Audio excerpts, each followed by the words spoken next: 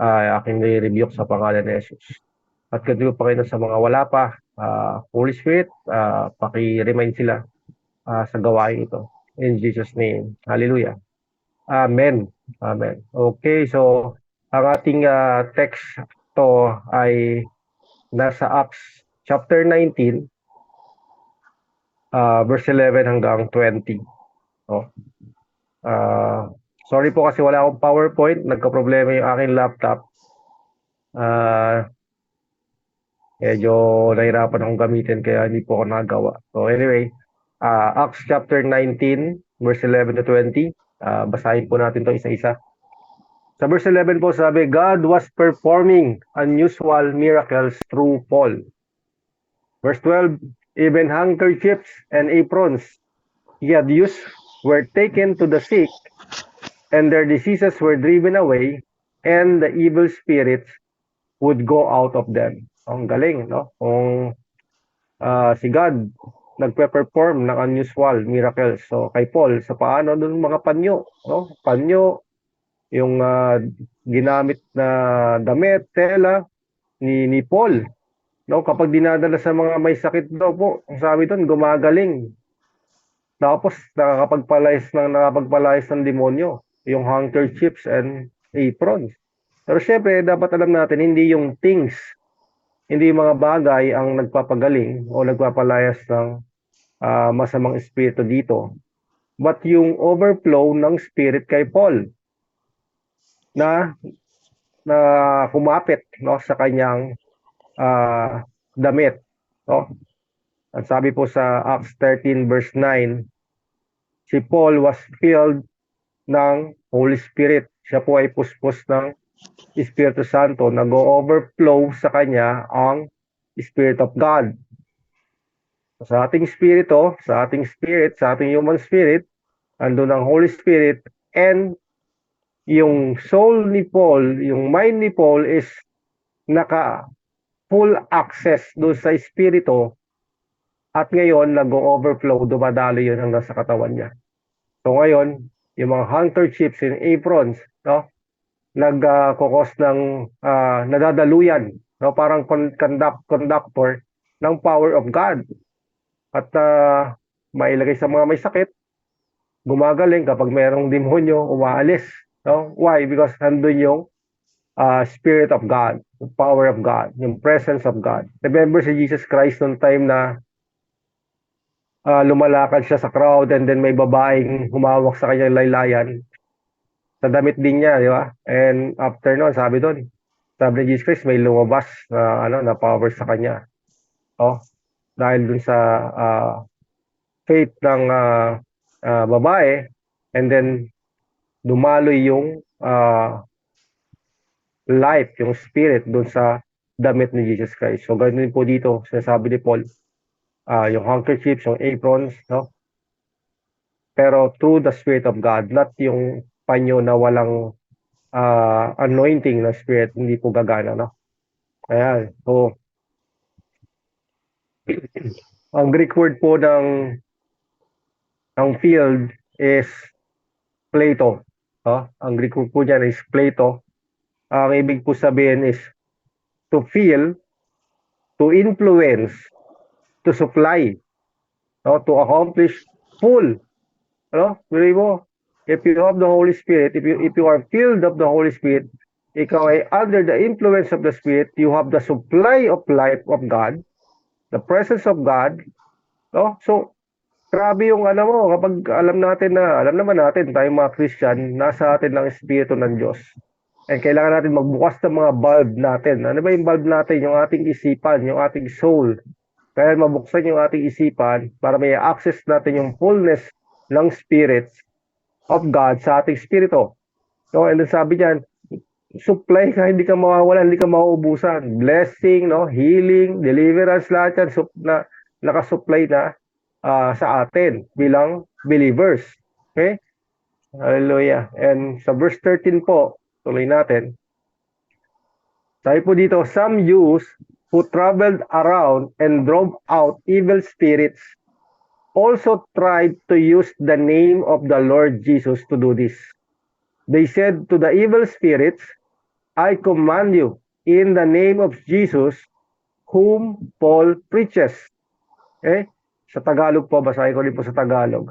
Natapwat ilan sa mga Hudyong pagala-gala na nagsisipagpalayas ng masasamang espiritu. Okay? So sila po, kung susuriin natin to, sila po nagpapalayas sa talaga ng masamang espiritu. Pero iba yung kaparaanan. Oh, iba yung kaparaanan. So ngayon sa atin, may mga nagpapalayas sa panahon natin, may mga nagpapalayas din po ng masamang espiritu. Pero iba rin yung kaparaanan.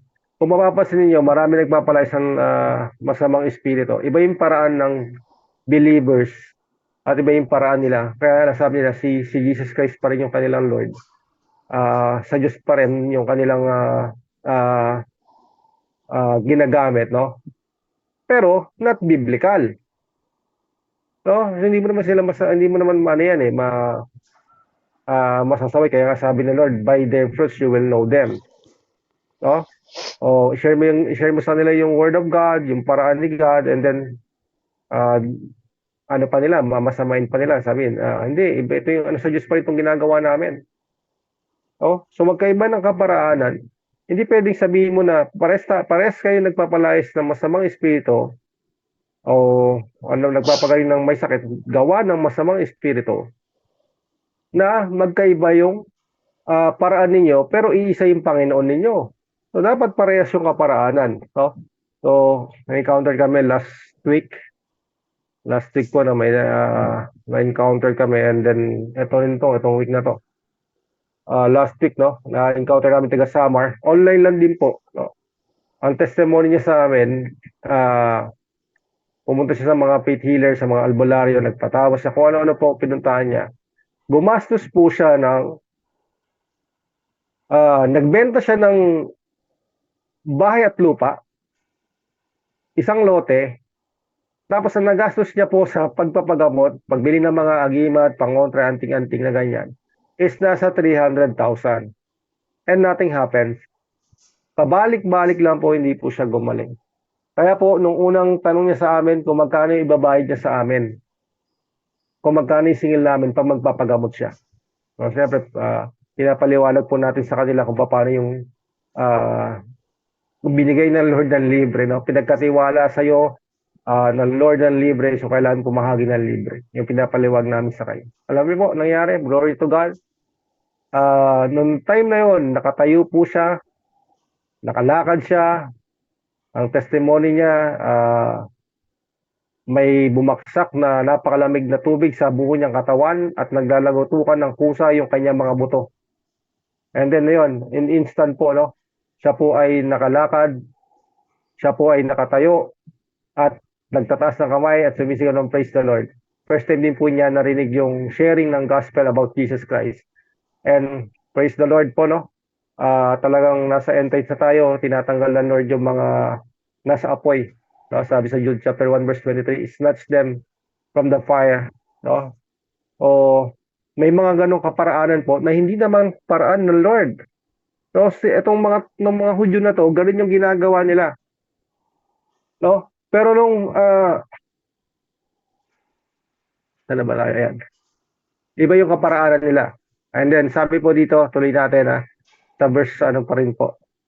Sa verse 13 pa rin. Ay nagsipangas na sambitin ang pangalan ng Panginoong Jesus sa mga may masamang espiritu. Okay, nakita nila yung inaaliyan ng demonyo na masamang espiritu. Gawin nga natin to. Ang ginawa nila, nabilitaan nila si Paul, nalaman nila si Paul na ganyan yung ginagawa. Pangalan ni Jesus ang ginagamit. Lumalayas yung masamang espiritu. Narinig nila yung paraan ni Paul. Sabi nila, sa kanila sarili, gayahin natin si Paul. Gawin natin yung ginagawa niya. Tuloy po natin ulit. Na nagsisipagsabi, ipinamamanhik ko sa inyo sa pamamagitan ni Jesus na siyang ipinapangaral ni Pablo. Okay? Yung sinabi nila sa pinapangaral ni Pablo. Sa verse 14, ito po ay Ito po yung 7 magkakapatid sa verse 14 po. Kasi sila yung 7 brothers who were the sons of a Jewish high priest. Ano niyo po yan? Tanda niyo po yung high priest, no? Jewish high priest named Sceva were doing this. Mga anak po yan ng mga high priest, yung nagpapalayas po ng demonyo na yan. At tapos ginamit po nila yung pangalan ni Jesus. So meron silang ibang paraan, pero narinig na si Paul na gano'n yung ginagawa, ginaya nila. Sige, gaya natin ito, subukan natin. Sa pangalan ni Jesus na pinapangaral ni Pablo. O, di ba? So, ginaya lang po nila, not knowing kung sino si Jesus Christ. No? So, ang Sceva is, ang ibig po ng salitang Sceva is mind reader. So, isipin mo, mind reader, parang may spirit of divination. Oh. So, sa Acts chapter 19, verse 15, but the evil spirit, sa verse 15, but the evil spirit said to them, I know Jesus. Wow. Sabi ng masamang espiritu, I know Jesus. Ano ba alam nito kay Jesus? Remember po niya sa Mark chapter 5:7, yung magpapalaya si Jesus Christ nung pinalaya si Jesus Christ yung legions do sa inaalihan ng demonyo. Sumigaw po sila. Alam niyo po yung sinigaw? Jesus, Son of the Most High God. Oh. So ano yung pagkakilala? Ano yung pagkakilala ng mga evil spirit? Sinabi niya, I know Jesus. Ano yung pagkakilala nila? Ito yung pagkakilala nila, that Jesus is the Son of the Most High God. Oh? Alam ng masamang espiritu yan. So, kung ikaw ay anak ng Diyos, alam din ng masamang espiritu na ikaw ay anak ng Diyos. Okay? And sabi po ng kaduktong yan, sa verse 15, and I know about Paul. No? Ano ba sabi? Iba po yung I know Jesus. Kilala talaga nila si Jesus simula pa lang. Pero dito kay Paul, sabi niya, I know about Paul. May alam kami tungkol kay Paul. Kasi dati namin kakampihan si Paul. Kasi siya yung pinipersecute kay mga Christian. Pinaparusa niya, kinukulong niya, pinapatay niya. I know about Paul. Pero hindi lang po yun yung alam ng mga masamang espiritu kay Paul. Alam niyo po kung ano yung alam ng masamang espiritu about Paul? Sa Acts 9 verse 15, sabi po dito, but the Lord said unto him, sinutusan po ni Jesus Christ si Ananias, go thy way, for he is a chosen vessel unto me. So yun po si Paul, sabi ni Jesus Christ kay kasi ayaw rin pumayag ni Ananias na puntahan niya si Paul, inuutusan siya ni Jesus Christ. Pero si Ananias ayaw niya kasi nga si Paul, ito yung ginagawa sa mga Christian. Pero sabi ni Jesus Christ sa kanya, go thy way, for he is a chosen vessel unto me, to bear my name before the Gentiles and kings and the children of Israel. No? Narinig niyo po ba yan? Nakita ba natin yon? So itong masamang espiritu, alam nila na si Paul ay chosen vessel, alam nila na si Paul is instrument, servant, ambassador, disciples, a believer of Jesus Christ. No? Alam po nila yan. So kaya ikaw, alam din po ng masamang espiritu kung ikaw ay sa Diyos. Alam niya kung kakampi ka niya. Meron kaming isang pastor, pero hindi naman po namin ka-church. Parang fellowship namin. Sa deliverance po. Wala po ako doon sa eksena, pero yung senior pastor ko po nagkikwento sa amin. Nagpapalaya sila ng masamang espiritu, witchcraft po, yung witchcraft spirit. Nagsalita yung masamang espiritu, sabi ng masamang espiritu, bakit mo ako pinapalis niyo ako dito? Isa sa inyo kakampi ko. Ano niya po, tinuro isang pastor, kakampi raw niya. Ngayon yung pastor, nag-deny po ng pastor. Hindi anong sasabi mo? Sinungaling ka. Totoo naman po talaga na sinungaling ng demonyo. So sinabi nung masamang espiritu, kakampi kita. Sabi ng pastor, sinungaling ka. Syempre mag-a-agree tayo lahat na sinungaling talaga yung demonyo kasi siya nga yung ama ng kasinungalingan. Ngayon nangyari po, ang pastor po, yung pastor na yung sinabihan ng demons na kakampi, siya po yung nagsabi, sige ako magpapalayas dyan. Alam niyo nangyari? Nung nilayas niya, tinalunan siya. Siya yung ano na-impluwensyahan. Siya yung parang nawala yung sarili niya, nawala siya sa sarili. So, lumalabas po na meron silang connection dalawa. Merong scene na tinatago yung pastor kaya po nakatalon sa kanya yung masamang espiritu. So alam ng ano yun, ng devil. Kaya po sa deliverance, holiness and righteousness. Hindi ka pwede mag-cast out ng demons tapos may ginagawa kang na gawain na things of the devil. Oh, so nangyari,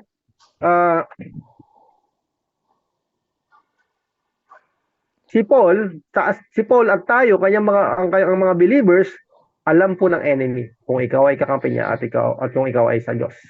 No? So, alam ni Satanas at ng kanyang mga kampon patungkol kung sino tayo. Okay? Bakit po tayo nahihirapan? Diba? Nahihirapan tayo magbasa ng Bible. Bakit parang hindi big deal sa atin ang pag-atin sa gawain, online man o on-site, pag may service tayo sa church. Okay, basta mag-aral tayo ng salita ng Diyos, parang hindi big deal, parang okay lang, parang normal lang to, parang wala lang, no? Bakit may resistance? Bakit may resistance? Bakit hinahadlangan ka sa salita ng Diyos? Sa gawain, sa pag-uusapan, sa dadaluhan mo, mapapansin mo kapag Kristiyano ka talagang parang ayaw ko papuntahin dito Parang ayaw akong pakinigin sa ganito No? So kasi ayaw po ng Diablo na mabasa, makita at marinig kung anong meron ka at ano ang kaya mong gawin dahil ikaw ay na kay Kristo. Ayaw po niya na malaman mo kung sino ka. Ikaw ay anak ng Diyos. Di ba? Kaya sa natin, whose children are you? Ikaw ba anak ni Iskeba na walang relasyon sa Diyos, walang hindi kilala si Jesus Christ? Or ikaw is isang believers talaga na hindi lang about Jesus but you know the things of God, you know Jesus talaga talagang in-intention mo. Ginusto mo na kilalanin siya. Oh.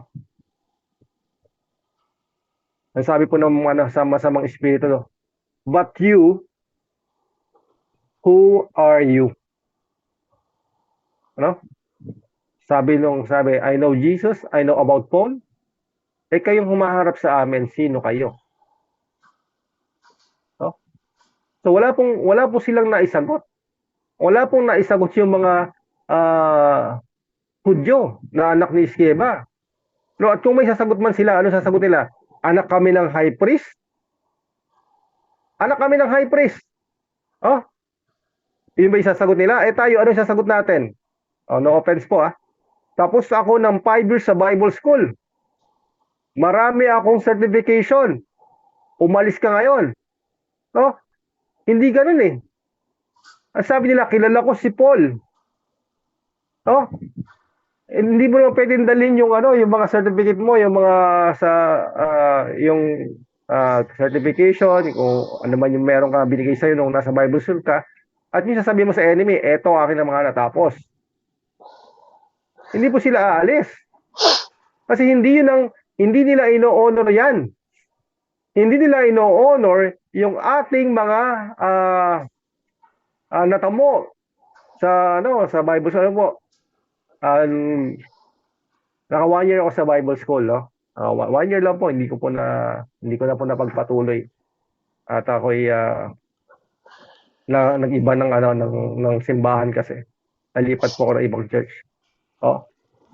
Marami ka pong matutunan. Marami kang matutunan theology, Christology, pneumatology, demonology. Marami, iba-iba po. Iba-iba, marami kang hermeneutics, mga ganyan po, no? Marami po tayong matutunan. Pero doon ko nakita na ginagamit ng enemy yung terms para sa division.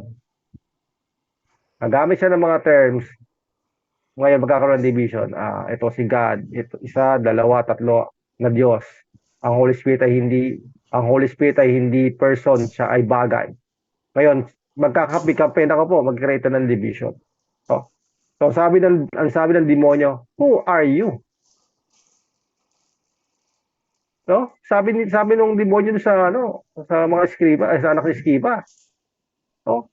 Why? Because nabanggit nila si Paul, nabanggit nila si Jesus Christ, pero hindi po nila kilala ng lubusan si Jesus at si Paul, especially si Jesus Christ. So, ang ibig sabihin, hindi po sila believers. Wala silang relasyon, wala silang experience ng pagiging born again. So, ito po, para klaro kasi merong may issue sa verse na to na diba, wag tayong basta-basta magpi-pray sa mga ganyan kasi at baka talunan ka ng ng masamang espiritu. Correction po. Ang yung mga iskiba dito, yung mga anak ng iskiba is unbelievers po. Hindi po sila born again, hindi po sila believers. Ang believers, hindi po siya tatalunan ng masamang espiritu kasi takot nga sa kanya yan eh. Takot nga sa atin yung mga masamang espiritu eh. May narinig akong turo, sabi, wag daw maglay hands. Wag kang maglay hands sa mga taong may unforgiveness o may ganyan kasi tatalunan ka niyan. Ha? Ang command sa atin, maglay hands na may sakit.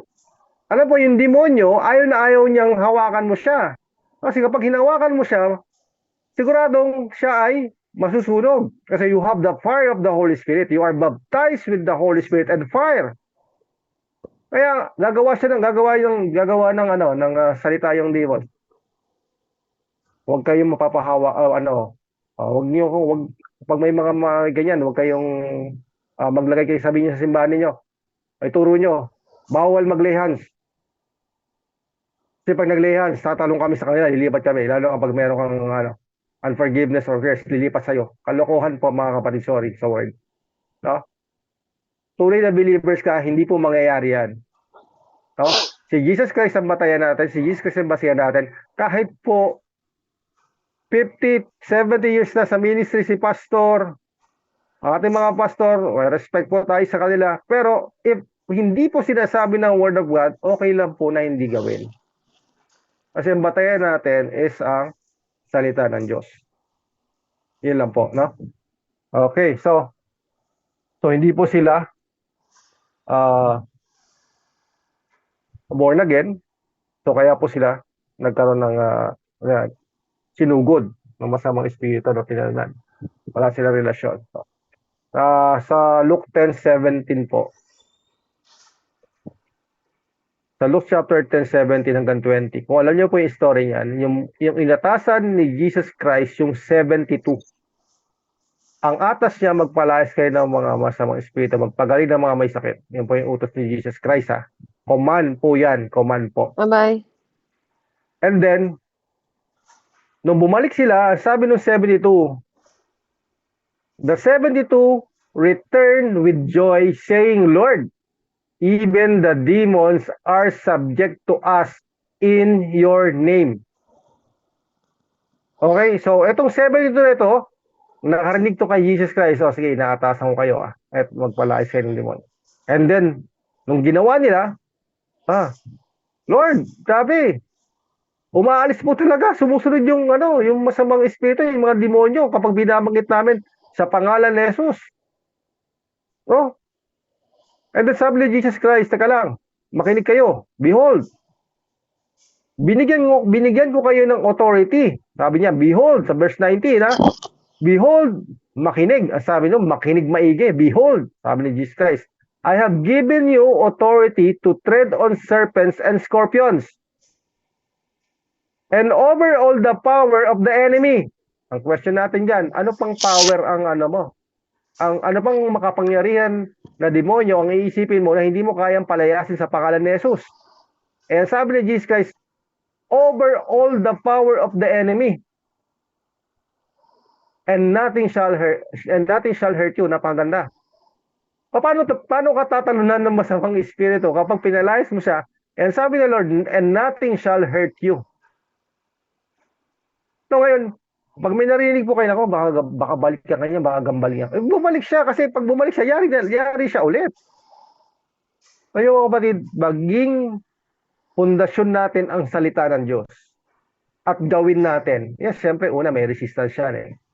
Kasi nung una rin pong gumagawa niyan, medyo paatras-atras din ako, atras-abante. Pero kung ikaw ay tatayo sa salita ng Diyos, subukan mo. Kung meron kang kakilala na merong ginagambalan ng masamang espiritu, tumayo ka, lumapit ka, hindi ka na kailangan sabihin ng Holy Spirit. Why? Nasusulat, it is a command. Command na po yan. Pag nabasa mo yung Word of God, command na yan. Sabi sa'yo, hindi mo, Holy Spirit, Lord, kaya ko bang gawin to? Lord, sigurado ba kayo na kaya ko tong gawin? Lord, pupunta ba ako dito? Eh sabi, kinukulam daw Lord. Hindi po.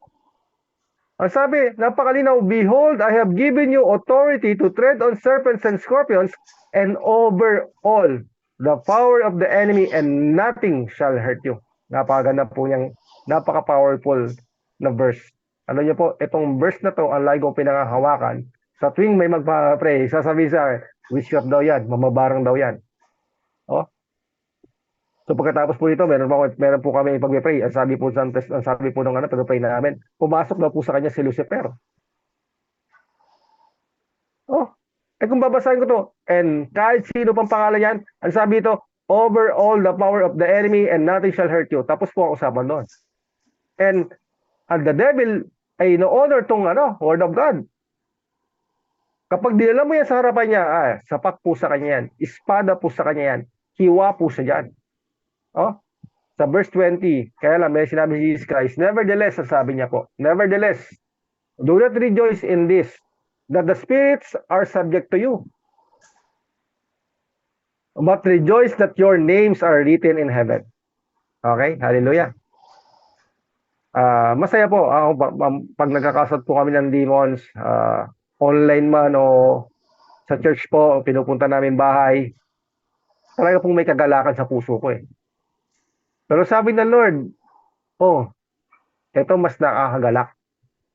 Kasi pag nagagawa mo yan at biblical yung paraan mo sa pagpapalayas ng demonyo, rejoice kasi your name are written in heaven. Alam mo mga kapatid, once na na-born again ka, once na na-born again ang tao, born again ay kapanganakang espiritual. Ipinanganak ang tao sa Espiritu Santo nung tinanggap na si Jesus Christ. Alam po mga kapatid, automatic, itatala ang pangalan mo sa langit.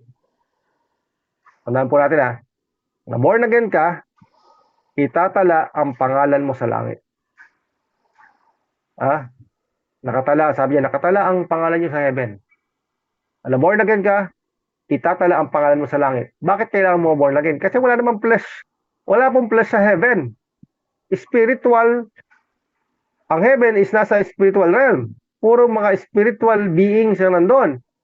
So, para ikaw ay maitala sa heaven, kailangan mo ma-born again. Kasi ang ating spirito ay patay nung tayo dahil sa kasalanan. So, automatic na ikaw ay na-born again dahil nireceive mo ang Panginoong Jesus bilang Panginoong tagapagligtas.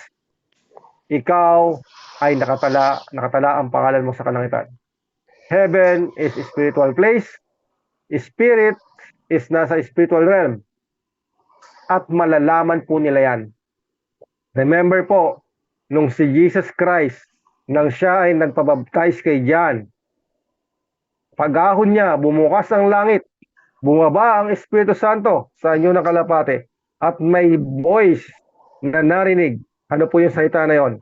Sabi po sa Matthew 3:17, and behold, a voice from heaven said, this is my beloved Son, with whom I am well pleased. Ay mga kapatid, bago magsimula ang ministry ni Jesus Christ, healing, deliverance, miracles, all of that, mga kapatid, kinailangan i-announce ni Father God sa spiritual realm that Jesus, this is my beloved Son. Nung ikaw ay na-born again, sabi ni Jesus Christ, you are my beloved daughter Beverly, you are my beloved daughter, this is my beloved daughter, Valerie, Andrea. This is, hina-announce po niya yan. Kapatid. Oh, kaya I believe, lahat tayo na born again, alam po ng enemy na ikaw ay anak ng Diyos. Alam niya, kaya prone, mas prone tayo sa attack. Pero sabi diyan, nothing by enemy shall hurt us. Okay? Tuloy po natin sa verse 16. The man who had the evil spirit in him attacked them with such violence that he overpowered them all. Okay? So kabaliktaran po ng mga nabasa natin dito. Sabi dito, yung tao na may masamang espiritu, inatake sila. Sabi diyan, such violence, sobrang attack talaga yon, no? Na-overpowered sila. Sabi doon, all power, binigyan ko ng power to overcome the scorpions so, ano yung kaibahan? Bakit ito, na-overpowered, pero sabi ni Jesus Christ, He gave us power, authority, to trample snakes and scorpions, and nothing by enemies shall hurt us. Pero sila, na-overpowered. Sabi diyan, they ran away from his house, wounded and with their clothes torn off. Bakit ganon? Kasi hindi naman po sila believers. Unbelievers po sila. So, ang believers po, iba. Kung believers ka, huwag kang matakot. Kung believers ka, may confidence ka kay Lord na hindi ka siya iikwan kapag humarap pa na niya sa kasi tinatayo mo yung kanyang salita. Okay? Sa Acts, sa tuloy po natin, sa verse 17. All the Jews and Gentiles who live in Ephesus heard about this. They were all filled with fear, and the name of the Lord Jesus was given greater honor. Sa lahat po ng ginagawa ng mga apostol, ang isa po nilang layunin is mabigay ang lahat ng praise, honor, glory kay Jesus Christ. Dahil alam ng mga apostol na without Jesus hindi nila magagawa yun. Sa verse 18 po, many of the believers came publicly admitting and revealing what they had done. Verse 19, many of those who are practiced magic brought their books together and burned them in public. So nakita po nila yung ginawa ng Panginoon, ginawa ng Panginoon sa buhay ng mga apostol. Ang ginawa nila, yung mga magic books nila, pinagsusunog nila in public. Kasi nakita nila, ay, wala pa itong mga gawa. Alam niyo po yung yung mga books na yan, may mga idols yan, may mga spirit dyan, may mga demons dyan, na yun nagiging spirit guide nila. Pero napatunayan nila, hindi, mas makapangyarihan mas makapangyarihan si Jesus na pinapangaral nila. Ang ginawa nila bilang pagpapakita ng pagpapasakop, ang ginawa nila, pinasunog nila yung kanilang mga books, mga magic books na tungkol sa mga ganyan, sa dark magic, mga ganyan. O nakarang gabi naman po, may nagpa-pray sa amin. Napakarami na raw po niyang mga amulet. Ano raw gagawin niya? Sabi ko po sa kanya, itapon niyo po yan, sunugin niyo hanggat maaari. Sabi niya, hindi, baka balikan ako. Yun po sabi niya, magalit. Yun po sabi niya. Si Jesus yung makapangyarihan, nasa Espiritu ng Diyos na makapangyarihan sa natin, matatakot tayo na tayo ay babalikan kapag tayo ay ginawa natin yon. Something wrong kapag ganun believer siya tapos ganyan yung isipan mo. Ayan. They added up the price of the books and the total came to 50,000 silver of coins. So yun po yung halaga, 50,000 silver coins. Meron po akong isang kaibigan, pastor na siya ngayon, occult practitioner siya. Ang nagastos niya po sa binili niya mga libro is nasa 20,000 plus. And then nung nakilala niya ako, dinala ko rin siya sa simbahan. Ano yung nangyari? Lahat po ng binili niya, sinunog niya. Okay? So, alam niyo po dito, tingnan ko sa internet itong 50,000 dinari. Sa ngayon, nagkakalaga siya ng $5 million. Ito pa yung standard silver coin noon, no? Tapos kapag yung pag 50,000 silver talents naman kung yung pag-uusapan. Ito pa yung unit of weight noong time na yon na mas ng silver talents, no? $1.5 billion. Burin mo yung mga kapatid. Ang dami ng ginastos mo kasi nagsisik ka ng power, nagsisik ka ng healing, nagsisik ka ng kung ano-ano. Pero mali yung gumagastos ka ng pera. Pero kung makilala mo si Jesus Christ, free. Si Holy Spirit, the power and presence of the Lord, God. No? Kaya no, si Simon, binibili niya yung kapangyarihan, di ba? Binibili niya sabi niya kay Peter, babayaran niya. Oh, di ba, nirebuke siya ni Peter? No. Mapapahamak ka kapag ganyan ang ano mo. O si Holy Spirit is nakatahan na sa atin na all power, sabi niya, all power nasa iyo. O, kailangan mo lang i-access, kailangan mo lang ma-renew yung isipan mo sa gawain ito. O lahat po ng believers gawain ito. O baka mamaya, sabi na, hindi naman namin ano yan, hindi namin yung porte, hindi namin yung ministry. Nako, lalo po tayong hindi talagang hindi po kay Lord yun, hindi sasabihin sa Lord, wag mong gagalawan to . Halimbawa, paano po pag may nakaharap pag may pray, tapos biglang may spirit. Ano gagawin mo? Meron po puntahan niyo po dito, hindi po. Once na ikaw ay believer at merong nangyaring ganon, ikaw is qualified na gumawa o mag-perform ng deliverance. Okay? Sa verse 20 po ng Acts 19, in this powerful way, the word of the Lord kept spreading and growing stronger. Okay? Ano yun? Yung power in the name of Jesus Christ, yung miracles, healing, deliverance, mas mapadaling ma-spread daw yung kapangyarihan, ay yung salita ng Diyos, yung gospel. Why? Kasi pinapakita doon, ito si Jesus Christ. Nagpapalaya. No? Si Jesus Christ po, sa ikli ng panahon niya, ng ministry niya dito sa mundo, 3.5 years yung ministry niya, pero napakarami po niya nagawa. Ang daming tao, ang daming na-win. Magtaka tayo kung napakatagal na ng ministry na pinagkatiwala sa'yo ng Panginoon, pero walang nangyayari. Why? Baka walang powerful way na nangyayari. Sa 1 Corinthians chapter 2, 4 and 5, sabi doon, and my speech and my message were not in plausible words of wisdom, but in demonstration of the Spirit and of power. Sa verse 5, so that your faith might rest not in the wisdom of men, but in the power of God. Amen? Kumbaga, kung nagpipreach ka ng healing, nagpipreach ng deliverance, kailangan ma-demonstrate mo yon through your faith. And through our faith, the Holy Spirit will move. It is impossible po na isipin natin na kapag may faith tayo and then God will not move, maybe tayo hindi nagmo-move. So mag-move tayo and then we makikita natin ang pagkilos ng Diyos sa atin. Amen? So,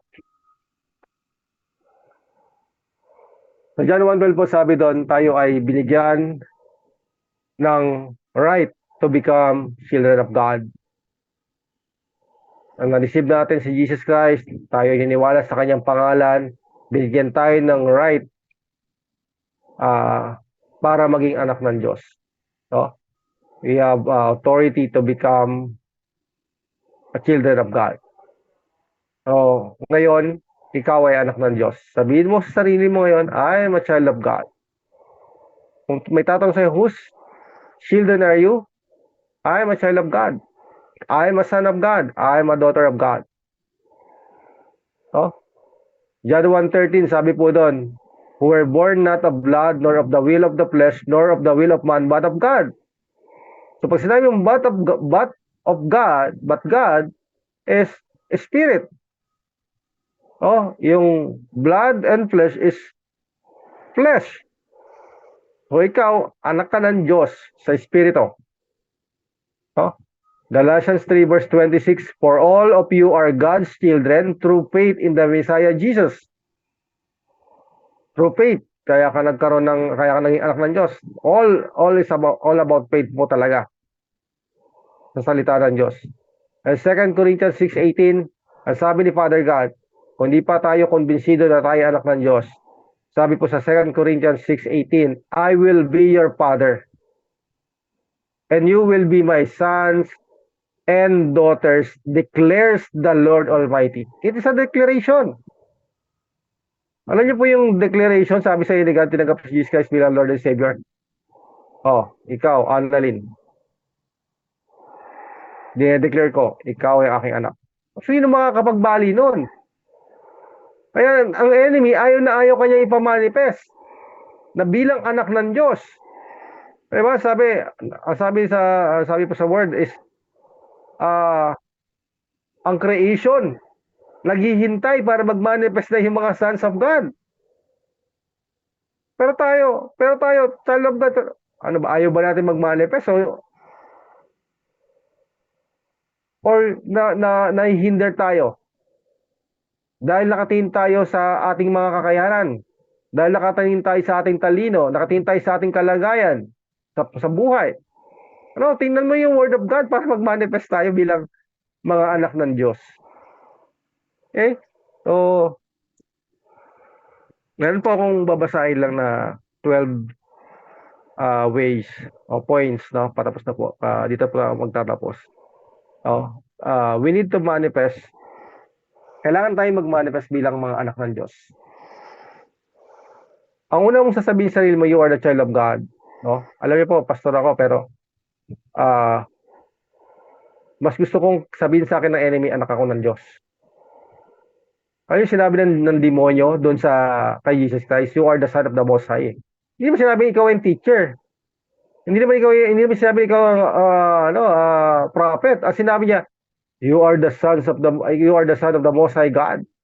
So ang goal ko, sabihin sa akin, yun sa akin maging, eto makita ako ng devil na mga demons na ako ay anak ng Diyos. Alam niyo po yung makita ka ng demons, nagmamakaawa sila. Yung aalis na sila kasi makakaharap pa nila. Alam mo, may nangyari po sa amin. Witchcraft po ulit, no? Kaharap kami nung pinagpipray namin, sabi nung spirit sa amin, galit ako sa inyong dalawa, ayoko sa inyo. Witchcraft po yung naano namin. Tapos sa online, sabi naman po, andito naman yung mga pakailamero. Oy, ang utos sa atin is cast out devils. Kailangan nating gawin yon. Kasi yun, tayo ay mga anak ng Diyos. Ang sabi po, sa John, diba sabi sa 1 John, for the Son of God manifest to destroy the works of the devil. And then sabi mo, anak ako ng Diyos. Ay di meron kang rights to destroy the works of the devil. Hindi, wag mong limitahan yung wag mong limitahan yung binigay sa ni Lord na gawain. Kasama po yan. Pag may encounter kayo mga kapatid, wag po kayo matakot. Alamin niyo yung mga Bible verse, binigay sa atin ng Panginoon. Subukan yung gawin. Okay. Yeah? Okay. So, meron po akong babasahin dito ngayon. Medyo baka nasobra na ako sa oras. Okay? Una po, ito po yung mga new believer. Halimbawa, bago po. Pastor, ano pa lang po ako eh. Isang buwan pa lang akong believer. Isang linggo pa lang po ako. Baka hindi ko po magawa yan. Isipin mo gano'n. Ito, kung ikaw ay believer na, ano yung mga points o ways para yung enemy is ma-attack ka? Bagong believer ka pa lang, ano yung mga ways na dapat tandaan na yung enemy para maiwasan natin na bumalik sa atin o tumalon or mag-attack sa atin? Una po is yung wrong motives. Ano ba yung mga wrong motives? Yung gusto natin ng power, Sabi ni Simon, gusto ko ng ganun Sabi ni Simon, magician ba yun? Sabi sa Acts, gusto ko ng ganun kapangyarihan Baka malaki ang kikitain ko dun Kapag nagbaba ako ng Espiritu Santo, malaki sisigiling ko. No? Yung gusto natin attention, no? Yung money, no? Yun po yung una. Maaari kang talunan o balikan ng enemy dyan. Number 2, weak in the word. Weak in the word. Sabi sa Hosea 4:6, my people are destroyed because they lack knowledge of me. No? Ikaw, na believers, na sinasabi mo, pero kulang ka ng kaalaman patungkol kay Father God, kay Jesus Christ, kay Holy Spirit.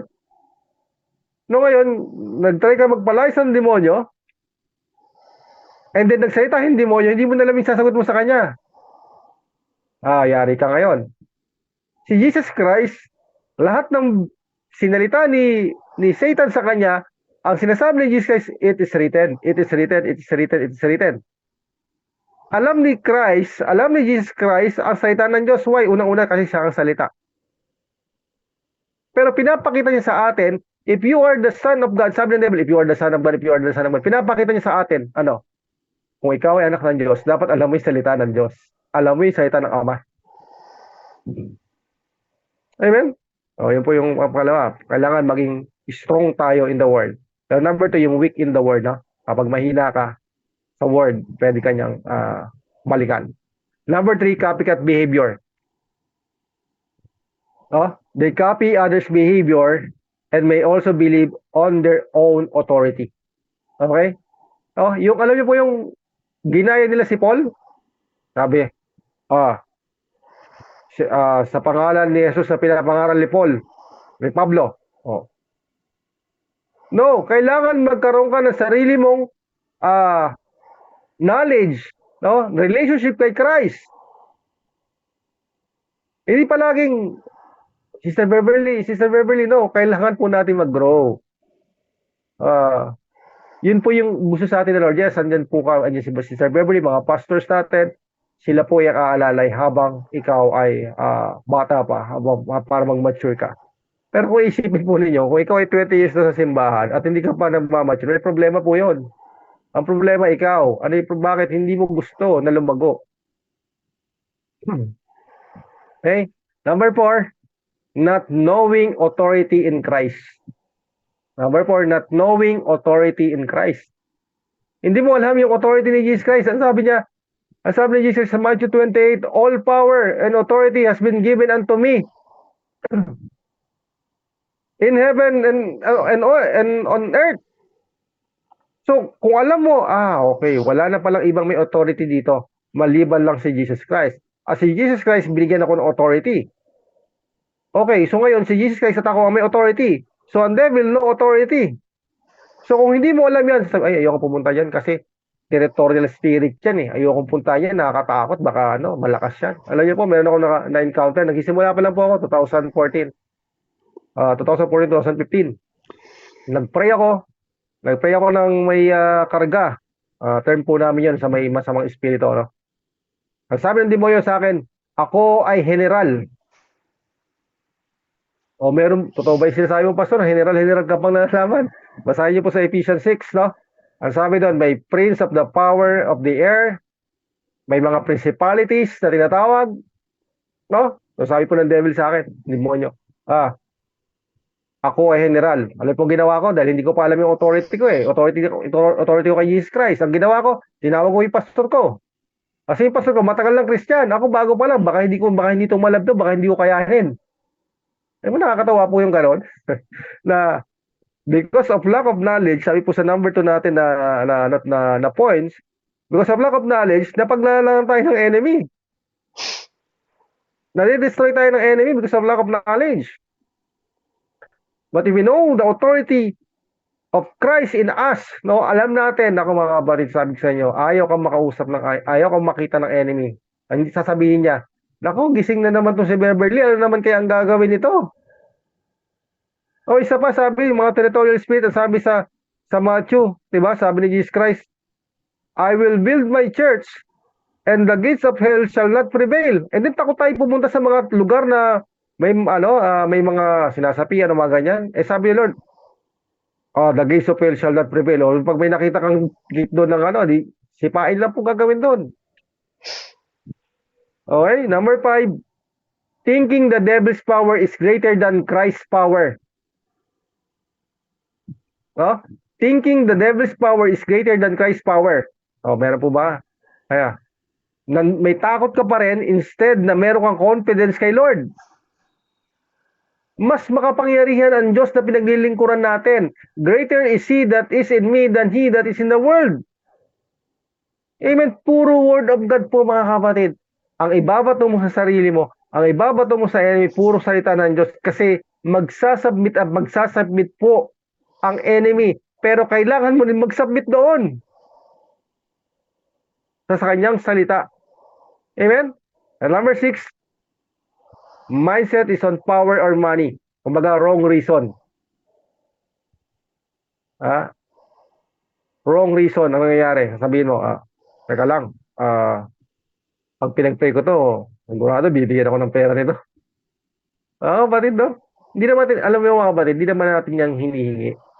Pero si God, alam mo, ang balik sa akin ni God, kapag may pinag-pray po ako na ganyan, sa deliverance ganyan, lagi po akong merong nakukuwang client. Kasi po, nagpa-part-time po ako na magbenta ng aircon online, no? Sa marketing po, parang ganyan. Dicer, mga ganyan po, online, no? Alam niyo po, hindi ko naman, talaga iniisip. Pero napapansin ko lang, kapag may nagpe-pray ako ng ganyan, palagi po ako merong benta. Sa isang linggo po, wala pong mintis, lagi po may benta. Diba kay Sister Jolly, testimony niya. Kasi po, hindi po hahayaan ng Diyos. Kasi siya nga ang provider. Wala naman po akong trabaho eh. Asawa ko lang po yung nagtatrabaho. Pero si Lord, I will provide ko anong pangangailangan mo kasi nung una mo yung gawain na pinagkatiwala ko sa'yo. So bless tayo. God will provide sa ating mga pangangailangan. Financially, God will provide. Amen. Ayan. Number 7, pride. Yan, ano ba yung kinabaksak ng Diablo, ni Satanas, no? Yung pride, yung self-centeredness. Gusto kong magpasikat, gusto kong pakita sa inyo na magaling ako. Mas magaling ako sa pastor ko kasi mas magaling ako sa leader ko kasi nakapagpalayas ng demonyo. No, babalikan ka ng enemy yan. Yung show off, number 8, show off. Ano yung show off?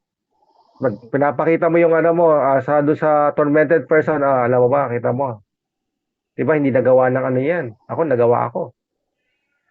Kaya mga kapatid, sinasabi ko to kasi, as a leader, as a pastor mga kapatid, gagamitin ng enemy yan para itaas ka. Itaas ka na mawala na yung pagpapakumbaba mo. And sabi ng Lord, be humble.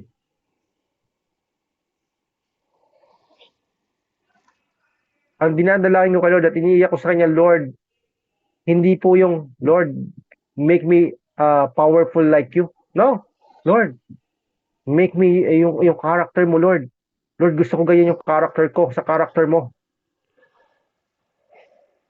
Napaka-importante po ng character sa isang leader. Amen? And number 9, focus ka sa sarili mo. Focus on self. No? Instead na naka-focus ka doon sa person na nangangailangan ng tulong. Lahat po ng ginagawa natin is sa grace, gawin natin sa biyaya ng Diyos. Wag natin, teka lang, halimbawa po dito is, okay ba yung pananalita ko? Maganda ba yung suit ko kapag magpe-pray ako? Minsan di ba, may nararamdaman tayo na baka hindi okay yung yung sarili ko. Baka hindi ako makasabay sa kanila kasi sila makatapos sila ng pag-aaral. Ako hindi. Remember mga kapatid, yung mga karamihan sa mga apostol, hindi nakapag-aral. Pero God used them mightily. Why? Para ipahiya yung mga marurunong. Amen? So wag mong hayaan na pigilan ka ng kung ano yung natapos mo, ano mo yung kalagayan mo na pag-aral sa edukasyon mo na gamitin ka ng Lord. Sabihin mo kay Lord, Lord, eto ako. Kung kaya mo akong gamitin, Lord, ibinibigay ko sa sarili ko. Eto yung sarili ko, Lord. Iyong iyo po. I will be a living sacrifice for you. Ito po yung katawan ko, ito po yung bibig ko. Gamitin po ninyo yung kaya niyo po, yung pwede niyo pong pagtsagaan dito sa katawan ko, inyo na po ito. And then sinasabi ko sa inyo, God will use you mightily. Why? Because nagpapakumbaba kay God na without Him, hindi mo naman kaya. Hindi wala kang magagawa. Ganyan po.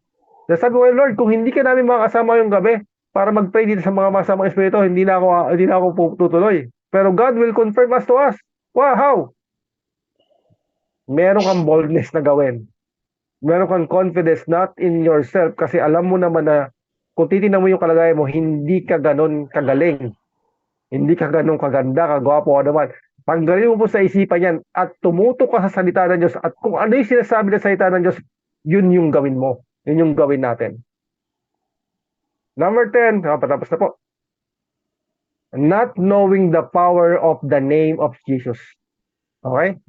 Di ba sabi po sa Philippians 2, lahat ng tuhod ay luluhod. Wow! Wala na po tayong masabi doon. Kung mga parang napaka-powerful po ng mga verses na to. Oh, teka lang, dala ko ang pangalan ni Jesus. At lahat ng tuhod ay luluhod sa pangalan ni Jesus. So kung ito ay cancer, luluhod to. Kung ito ay masamang espiritu, luluhod to. Kung ito ay witchcraft, luluhod to. Kung ano mang elemento ng espiritu, lahat ito luluhod at aalis sa pangalan ni Jesus. Why? Kasi alam mo yung kapangyarihan ng pangalan ni Jesus. Alam mo, napaka makapangyarihan ng pangalan ni Jesus Christ. At tingnan niyo po, subukan mo sarili mo. Kapag para may masama ka naisip, sa pangalan ni Jesus, umalis ka. O, di ba nawawala? O, nawawala po mga kapatid. Kalimutan ko po yung mga testimony ko pero medyo sobrang oras ko. No? Number 11, wrong seed. Saan mo na ako yung mga wrong seed? Social media, TV, negative reports.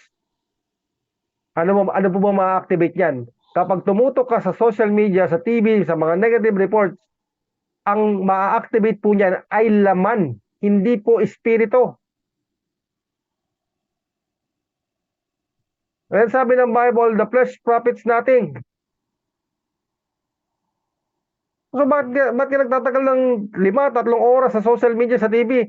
Sa mga balita na negative naman po ba sa isip mo?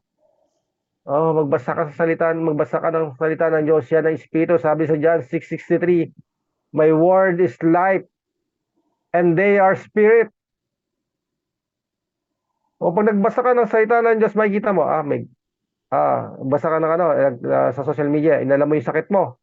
Ay, grabe. Ang dami na palang namatay sa sakit na to. Malamang mamamatay na rin ako dahil ganito yung nangyayari sa kanila. Ay, sinabi ng social media, ng TV. Punta ka ng Bible. Sa mga sugat ni Kristo, magaling na ako. May 4 days, buhay na buhay. Yung espiritu mo, busog na busog. Yung espiritu mo, lumalakas. And then sasabihin mo sa buhay mo, I am healed. I have life. I am blessed.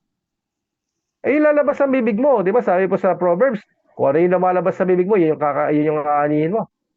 Life and death is the power of the tongue. Speak life. Choose life. Sabi ng Lord sa Deuteronomy.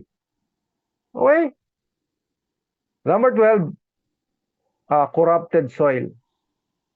Corrupted soil. So, yung soil refers to the yung mga tinuturo sa atin. Yung tinuturo sa atin, Yung halimbawa po,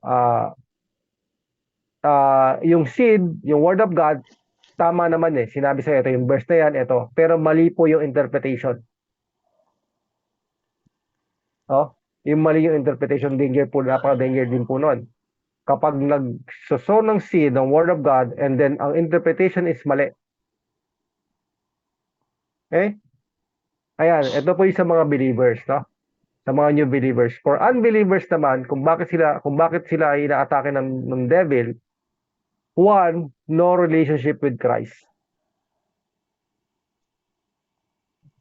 Number 2, no clue about Christ. Di ba po? Tingnan mo, isang example. Meron kaming pinag-pray, nagpa-albularyo siya. Tapos yung albularyo, ah, ayaw na kasi binabalikan siya. Ngayon, lumipat. Lumipat siya ulit ng ibang magpapaano na albularyo. Malakas daw. Malakas daw po. Dilipat na naman siya, hindi kaya. Ano ngayon, babalikan siya. Kasi bakit? Babalikan. No relationship with Christ eh. Kasi kung meron ka relationship kay Christ, hindi mananalo yung mga yon. Alam niyo po ba? Meron po kaming pinag-pray na isang tao na nakailang which mangkukulam kami na encounter. Alam niyo pong ginagawa nila? Sila, meron kaming, same person lang same person pero iba-ibang mangkukulam. Isa sa Nueva Ecija, merong Caloocan, may Bicol, iba-iba po. Kasi alam mo sabi nila, sinusubukan namin kayo. Yun po sabi nila sa amin. Nagsasalita. Kasi di ba kayo nagsalita yung masamang espiritu, nagsalita. Kung nagsalita rin, sabi gano'n, sinusubukan namin kayo. Ang sabi po namin sa nila, hindi naman po kami yung sinusubukan nyo, si Jesus Christ eh. Yun po yung binanggit namin yun talaga pinahayag namin. Si Jesus Christ ang sinusubukan niya, hindi kami. Ayaw yung reality ng spiritual world ay talagang malawak, malalim. So, pero pag born again ka, matik, mga kapatid, may connection na po kayo sa spiritual world. Kay Jesus Christ. At doon po, ayun po yung napakaganda. Kapag nalaman nyo, yung Word of God, grabe, yung inyong maranasan. May binanggit si Lord sa akin, tinanong niya ako, nasabi niya sa akin, alam mo ba kung bakit scripture yung tawag sa isang tawag sa mga kasulatan? Sabi Lord, bakit? Kaya nga script eh. Iyan yung script mo dapat na binabasa. Ako yung writer. Diba? Sabi sa Timothy, hinasihan ng Espiritu Santo yung mga man of God para masulat. Siya yung writer. Kaya sino yung actor? Sino yung babasa ng script ni Lord? Tayo. Tayo yung kanyang ambassador, tayo kanyang disciples, tayo kikilos dito, tayo kanyang soldier, sabi sa Timothy. So kung alam mo yan, okay, Lord, eto ako. Eto yung gagampanan ko ngayon. Amen? Salamat po. Ayun, okay po. No? So, have expectation. So, ngayon natapos po natin ito, magkaroon tayo ng expectation. Ang expectation po natin, God is in our midst. Okay? Therefore, I expect. Ano expect mo? We expect victories. We expect to be full of strength and authority in Christ Jesus. Amen? Hallelujah. Okay, matapos na po. Salamat. God bless po.